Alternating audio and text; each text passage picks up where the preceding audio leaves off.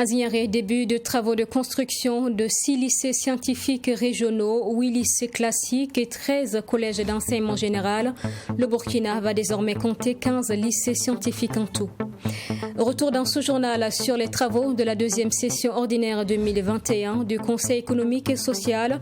C'est pendant 3 semaines que les acteurs se sont penchés sur l'accroissement substantiel et durable des productions agricoles irriguées. Et puis enfin au Nigeria, le président Muhammadu Buhari rejette la modification de la loi électorale qui prévoit notamment l'organisation de primaires pour désigner les candidats à la prochaine élection présidentielle.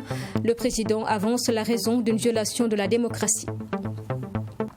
Bonsoir à tous et bienvenue dans ce journal. Hier lundi, l'Assemblée nationale a voté le projet de loi sur la modification du code électoral.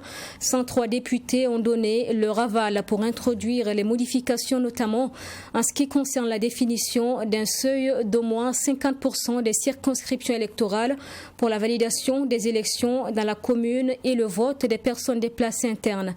26 articles en tout ont été touchés. Le point avec Abdelrahmeni.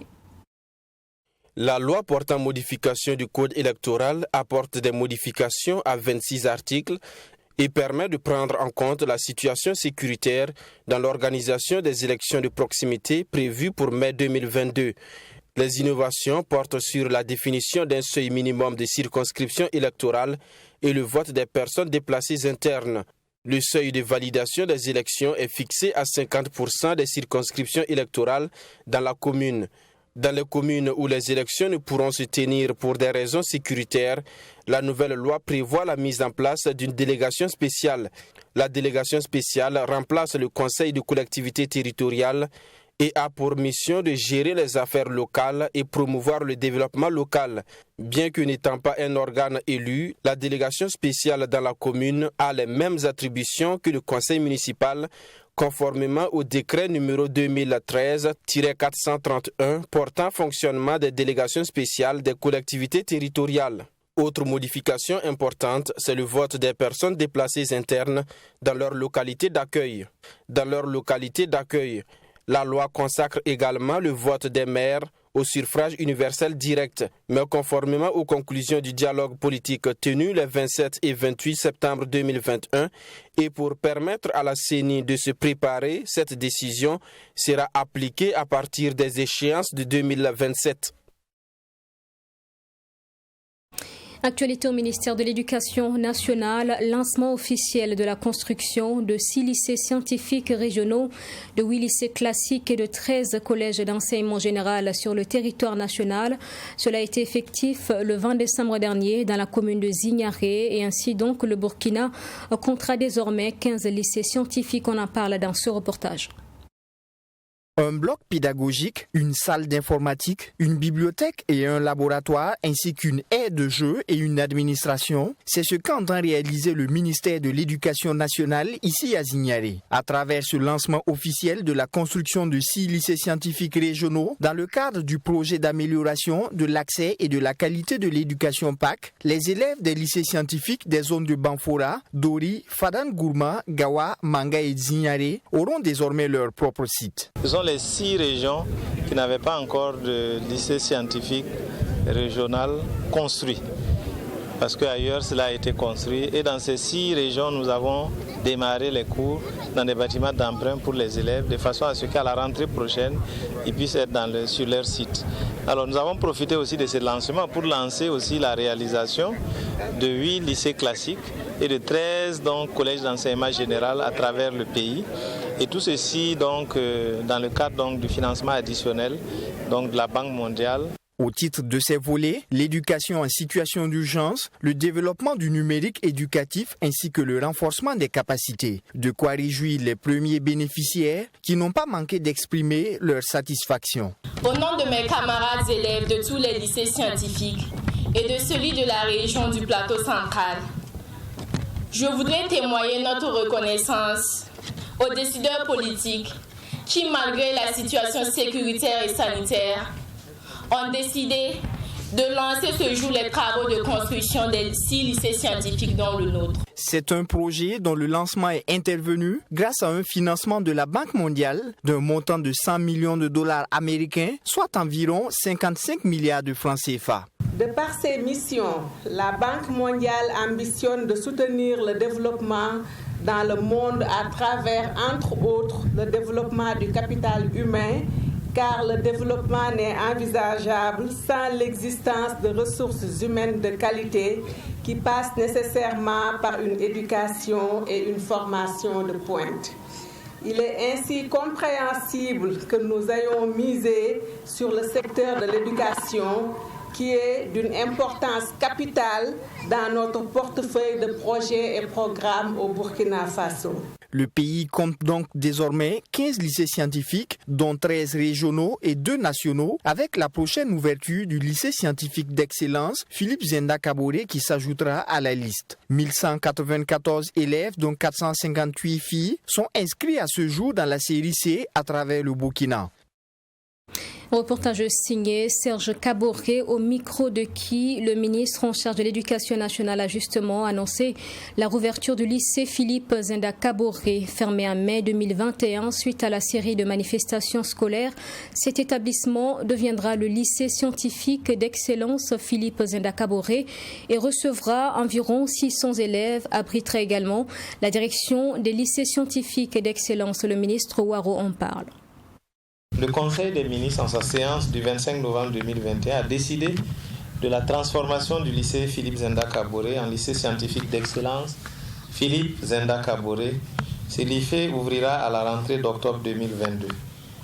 Et vu les capacités d'accueil projetées, nous envisageons recruter en moyenne chaque année au moins 200 élèves, puisque nous pourrons héberger autour de un peu plus de 600 élèves donc chaque année, tous logés à l'internat. Notons aussi que ce lycée abritera donc des classes préparatoires d'entrée aux grandes écoles, ainsi que la direction du lycée scientifique d'excellence, la direction des classes préparatoires et la direction générale du développement des lycées scientifiques, des classes préparatoires et de l'agrégation de l'enseignement secondaire. Les acteurs des finances, le ministère en charge de l'Éducation nationale était en formation depuis le 16 décembre dernier à Bobo-Dioulasso. Le rôle et la responsabilité de ces acteurs dans la gouvernance financière des structures déconcentrées du MENA-PLN a été largement explorée donc durant 5 jours. La rencontre a pris fin aujourd'hui. Les détails dans cette correspondance de Joseph Koudgou. Échange entre le ministre de l'Éducation nationale, de l'alphabétisation et de la promotion des langues nationales et les responsables financiers de son département. Cette rencontre tenue dans la ville de Sia s'inscrit dans le cadre de la session de formation des acteurs financiers dans la gestion des finances publiques. Il est question ici de renforcer les capacités pour une performance et une efficacité de la gestion financière. C'est extrêmement important parce que malheureusement, il y a souvent des confusions de rôle. Des confusions de rôle au niveau déconcentré entre le régisseur d'avance et le gestionnaire de tel fonds et le chef du service administratif et financier, et ça paralyse le fonctionnement des structures. Souvent aussi entre l'ordonnateur délégué qui est le directeur régional ou le directeur provincial et ses différents responsables. Et l'objectif c'était vraiment de travailler à ce que tout le monde comprenne les différents pans de la gestion financière, les différentes procédures, de façon à ce que ce soit plus performant pour éviter qu'en fin d'année, pour un ministère qui est à la recherche de ressources pour des investissements ou pour son fonctionnement, il se retrouve à reverser des fonds ou à rembourser. Et vous savez que c'est un ministère extrêmement sensible. Et si un certain nombre d'actes ne sont pas posés, ça peut déstabiliser le système et provoquer des remous sociaux qui ne sont pas de nature à favoriser la paix sociale dans notre pays. Et c'est une formation qui tourne au niveau de 15 thèmes. Et chaque thème est développé par des experts. Une occasion pour le ministre Stanislas Ouaro de passer en revue les défis actuels que doit relever dans le système éducatif. Donc le premier défi, c'est le défi de pouvoir donner une éducation à toutes ces personnes qui se déplacent, mais aussi un défi de réouverture des établissements scolaires fermés. À la date d'aujourd'hui, nous sommes à 100, je pense autour de 196 établissements scolaires que nous avons rouverts. On va dire grosso modo, nous avons autour de 180 000 élèves que nous avons pu récupérer depuis le début de la rentrée. Le second défi qui se pose à notre système éducatif, c'est le défi de la bonne gestion des ressources qui sont allouées parce que c'est des ressources qui sont rares. Le troisième, c'est celui aussi de faire en sorte que les fonds que nous obtenons soient bien gérés, mais aussi de travailler à mobiliser davantage de ressources. Nous avons donc, comme vous le savez, le grand défi qui est celui de la réouverture du lycée Philippe Zenda Kaboré, un lycée scientifique d'excellence Philippe Zenda Kaboré à la rentrée d'octobre 2022. À terme de cette formation, le rapport contenant les recommandations et résolutions sera transmis au ministre de l'Économie, des Finances et du Plan pour des dérogations afin de bénéficier des accompagnements du dit ministère. Je vous en parlais en titre, fin des travaux de la deuxième session ordinaire de l'année 2021 du Conseil économique et social. 3 semaines durant, les conseillers de l'institution ont mené des réflexions sur l'accroissement substantiel et durable des productions agricoles irriguées. Des stratégies ont été dégagées pour assurer une disponibilité et une exploitation efficace des eaux au Burkina. Nous en parlons avec Mamétriana Kamabou. Entamée le 23 novembre 2021, la deuxième session ordinaire de l'année du Conseil économique et social CES a connu son épilogue ce 20 décembre. Les conseillers ont au cours de la session fait des recommandations afin de lutter contre l'insécurité alimentaire au Burkina Faso. Ils se sont penchés notamment sur l'irrigation et la production agricole en vue de favoriser l'éclosion de la mécanisation de l'agriculture. Et pour ce faire, les conseillers demandent au gouvernement de construire des ouvrages hydrauliques de qualité sur l'étendue du territoire national. Nous avons également vu qu'il faut améliorer la gouvernance en matière de programmation, en matière de conception et en matière de réalisation des ouvrages hydrauliques. Cela va nous permettre d'avoir des œuvres qui résistent au temps et qui vont nous permettre effectivement de produire comme nous voulons.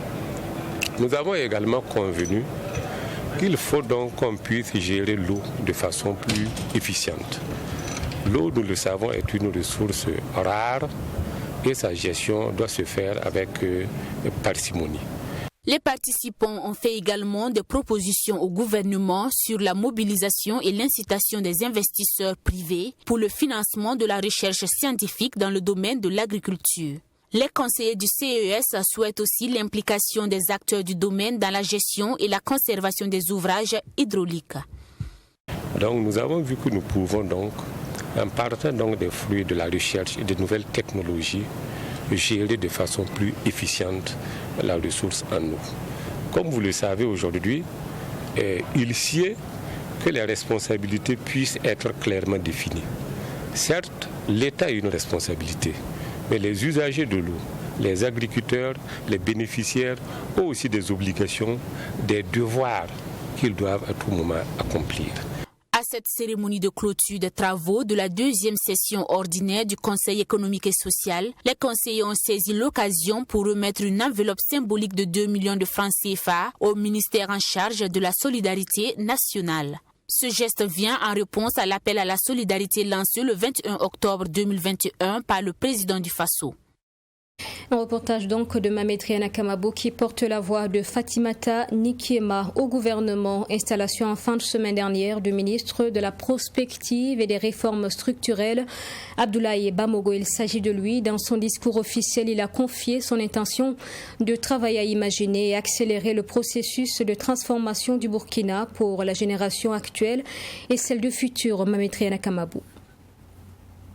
Je vous déclare solennellement installé. Le ministre de la Prospective et des Réformes structurelles, Abdoulaye Bamogo, installé dans ses fonctions par la secrétaire générale du gouvernement et du Conseil des ministres. La création de ce département ministériel par le président du Faso vise à poser les bases de la construction d'une nation forte. Et pour y arriver, Abdoulaye Bamogo souhaite la cohésion de tous. Nous devons donc accélérer le processus de transformation de notre pays. La création du ministère de la Prospective et des Réformes structurelles donne un signal très clair du président du Faso aux Burkinabés qu'il faut absolument poser les bases d'une nation forte pour construire le Burkina Faso de notre rêve. Ensemble, nous allons imaginer notre Faso du futur et nous allons ensemble accélérer sa réalisation. Nommé ministre de la prospective et des réformes structurelles dans le gouvernement, Lassina Zerbo, la démarche du ministère consistera à encourager les investissements. Le département de Abdoulaye Bamogo a également pour mission de libérer le potentiel de croissance et améliorer le niveau de vie des populations du Burkina Faso. Ça sera de produire des études sous forme de diagnostic et de prospective afin de proposer au gouvernement des pistes pour faire face aux défis identifiés comme prioritaires pour le présent et pour le futur du Burkina Faso. Aujourd'hui, demain, après-demain. Et l'autre volet, c'est le suivi et la mise en œuvre des réformes structurelles. Titulaire de plusieurs diplômes d'universités françaises et américaines, Abdoulaye Bamogo a occupé plusieurs postes de responsabilité à l'international. Il s'agit notamment de consultant en excellence opération et en performance opérationnelle, ainsi que responsable méthode qualité, amélioration continue dans le domaine de l'hydrocarbure. Et dans un tout autre domaine, le deuil de 3 orphelins de soldats vus à travers les notions de la psychologie, le capitaine Maurice Landry Darga a abordé le sujet à travers son mémoire de master de recherche et intervention en psychologie option, psychologie clinique et psychopathologie. Les différents états émotionnels et physiques, notamment qui s'opèrent dans la vie des enfants orphelins, ont été présentés. La soutenance a eu lieu ce lundi 20 décembre en présence de notre reporter Maxime Jebombara. Le jury a décidé de vous décerner la note de 17 sur 20.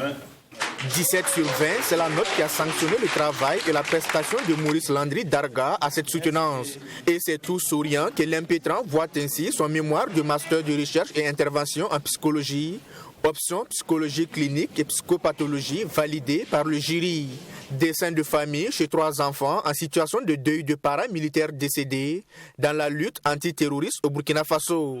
C'est le sujet de recherche présenté et défendu par l'étudiant. Je l'ai déjà énuméré au niveau de l'intérêt. Nous sommes parents, nous sommes membres de l'institution militaire et je me suis demandé comment véritablement faire pour pouvoir participer au développement psychique de mon enfant. On a traité le deuil, mais le deuil chez l'enfant, là, ça venait connu peu d'audience.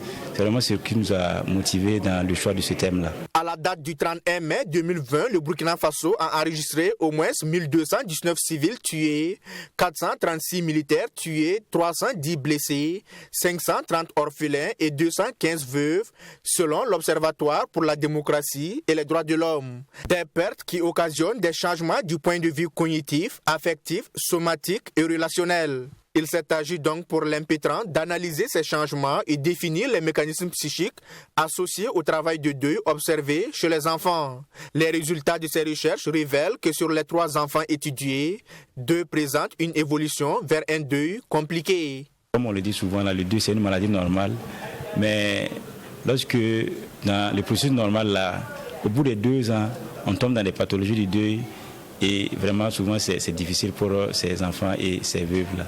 Comment alors s'y prendre pour informer un enfant de la perte d'un de ses parents et l'aider à faire son deuil? Le dessin de famille, c'est un test projectif. C'est-à-dire que c'est une manière de façon simple de parler à l'enfant sans utiliser le langage parlé. Il faut déjà travailler avec ce système-là, avec les figures auxquelles l'enfant s'identifie, auxquelles l'enfant est habitué, pour pouvoir, n'est-ce pas, donner la bonne information et, n'est-ce pas, pouvoir accompagner les changements qui vont survenir en fait, à la suite de l'information qui sera donnée.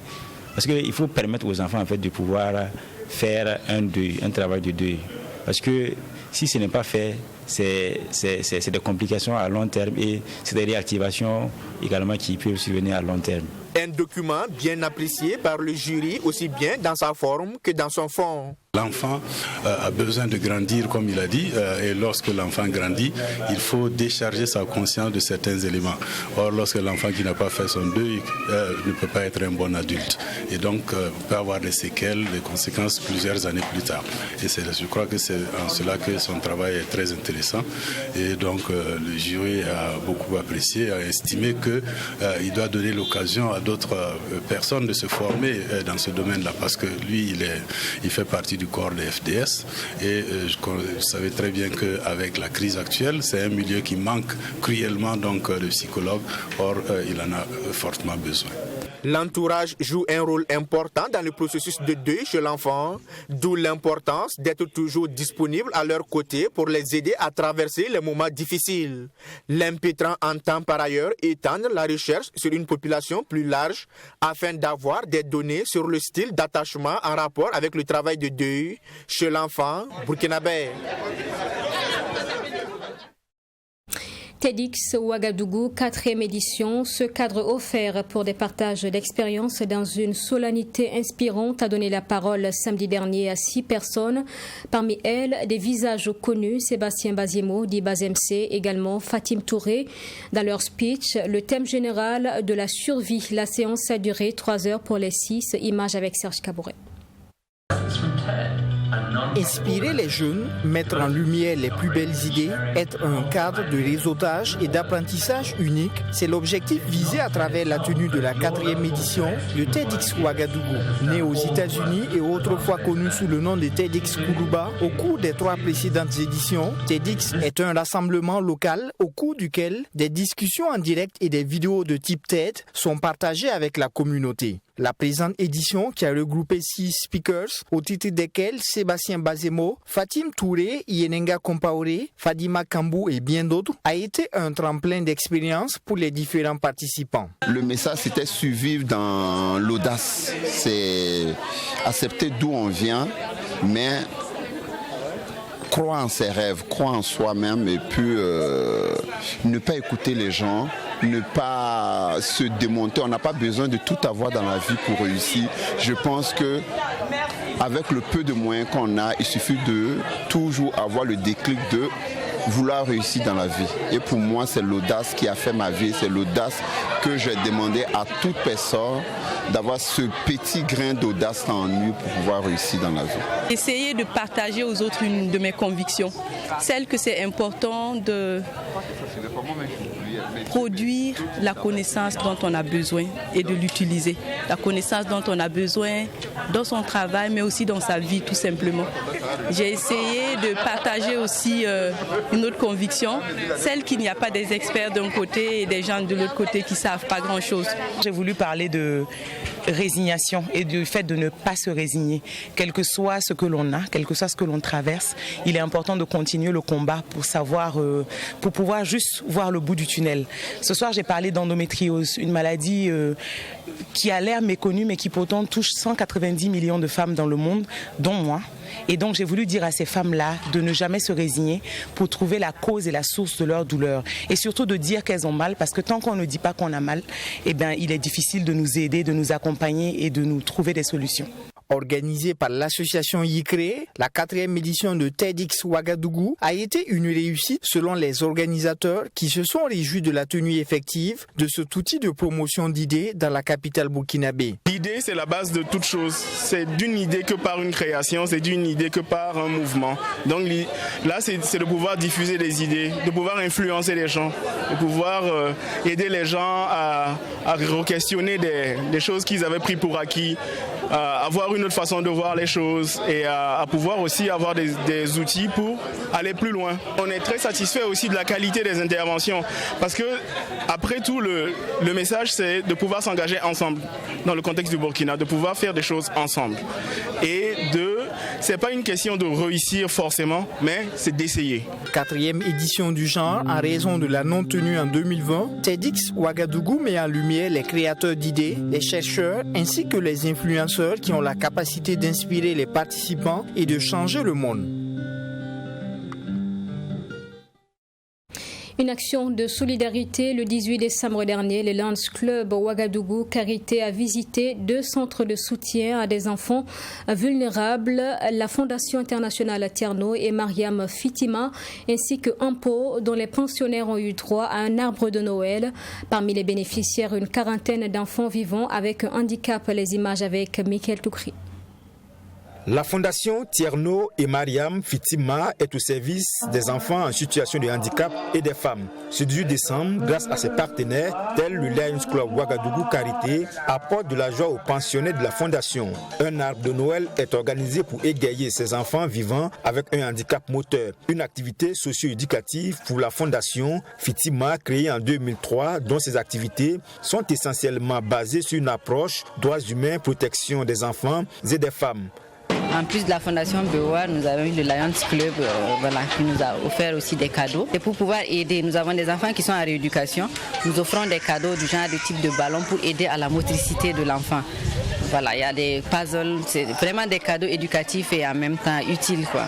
Les enfants que nous avons en charge ont des handicaps assez lourds et nous aidons à stabiliser certains types de handicaps. Donc forcément, on ne voit pas les résultats concrètement, mais les résultats se font. Effectivement, fait partie de ces structures qui aident à l'ancrage, aux soins, à des enfants en difficulté.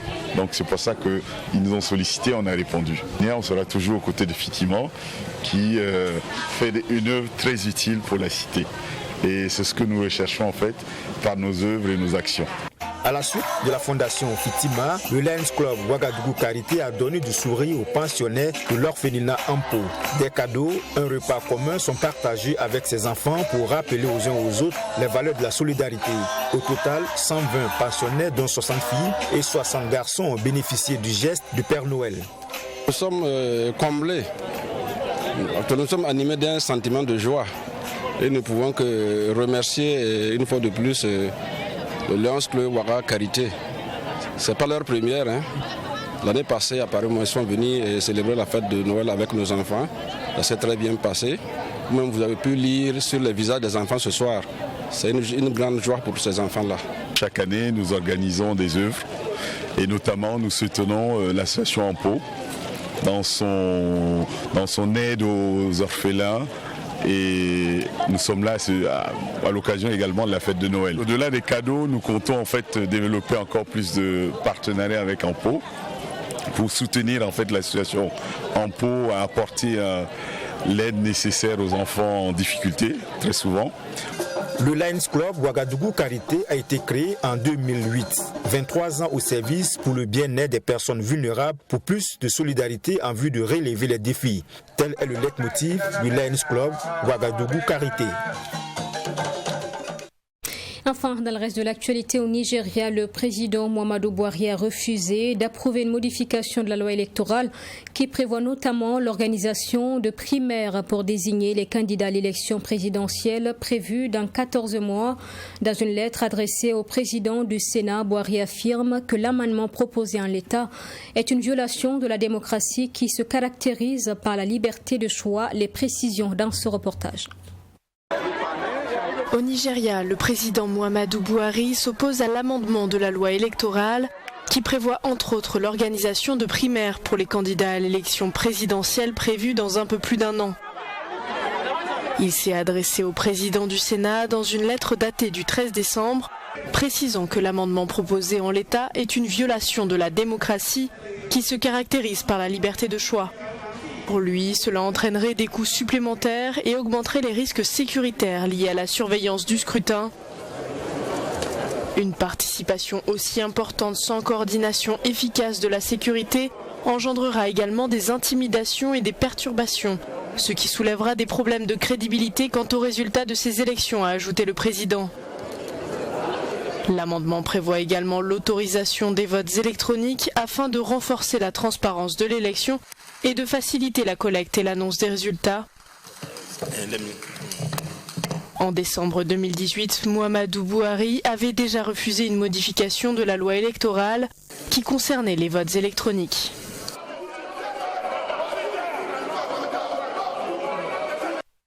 Merci d'avoir suivi ce journal. Je vous souhaite une excellente suite en notre compagnie. Bonsoir et à demain 20h.